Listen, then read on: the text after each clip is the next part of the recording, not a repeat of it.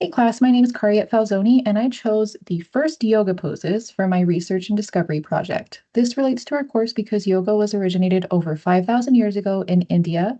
I was drawn to this idea through learning about Buddhism and Hinduism a few weeks back, and a lot of ancient art in that time, you can see people in specific poses and movements. These images show a system of movements that were deeply connected to spirituality, which eventually evolved into what we know as yoga today.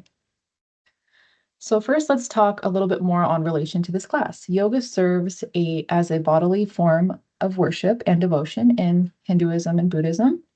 Depictions of yoga poses and movements can be found in temple art, such as the statue here from the Ajanta caves. It gives a sense of peacefulness and inspiration and wisdom. And then you can see down in the paintings, also from the caves, has so much color and gives that connection to the divine, making me personally feel happy and peaceful. And I can only imagine what, doing yoga in front of this would make people feel. And practicing yoga unifies the individual with the divine and the universe through uniting the mind, body, spirit with an emphasis on overall well-being and self-awareness. Let's talk a little bit about the history.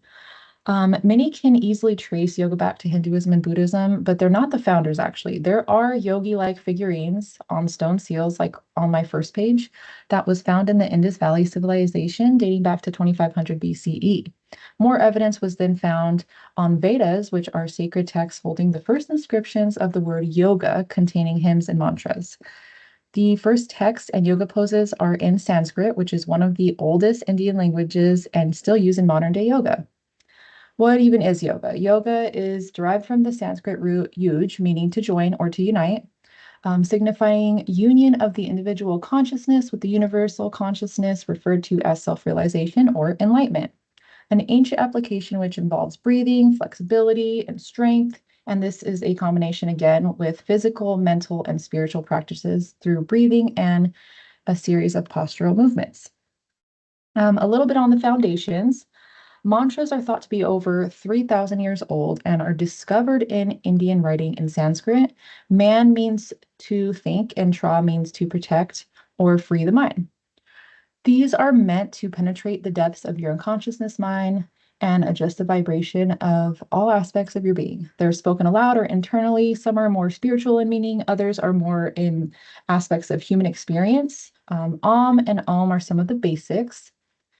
I'm not going to try to butcher these Sanskrit names, but this means describes breathing to clear the mind, and this is whatever is comfortable, meaning that comfort and calming the mind was more important than the actual poses.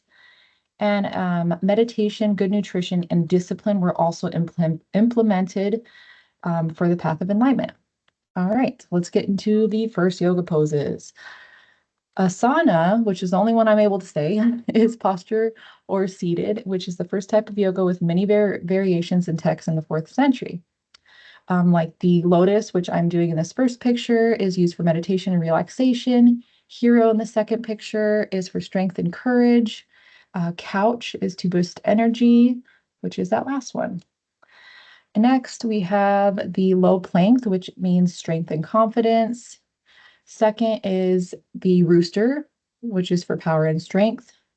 Third is the skull technique or headstand to cure disease, and it requires very deep concentration. More here, we have peacock, which is one of the oldest non-seated yoga poses, meaning love, spirituality, and awakening. Wide leg fold is for expansion and opening. Half moon is for balancing of light and dark energies. And the last one here is corpse. It's to unwind and relax. It was known to be a secret way to settle the mind to nothing. This was found in scripts in the 13th century. And this is just my documentation of doing yoga for 15 minutes at a time over the last couple of days. My general consensus, though, some poses that look really easy are a lot more difficult. Focusing on that breathing made it a lot easier. My body definitely needs more stretching, and it really felt great to get some much needed TLC. I can see why people are so drawn to yoga as I felt overall grounded to the earth while and after practicing. It really is amazing to think that our ancestors over 5,000 years ago made the connection of a holistic approach to well-being, which includes mind, body, and spirit uniting. So I thought that was pretty cool. And then here are some references to the information found in my slides. I hope you liked it.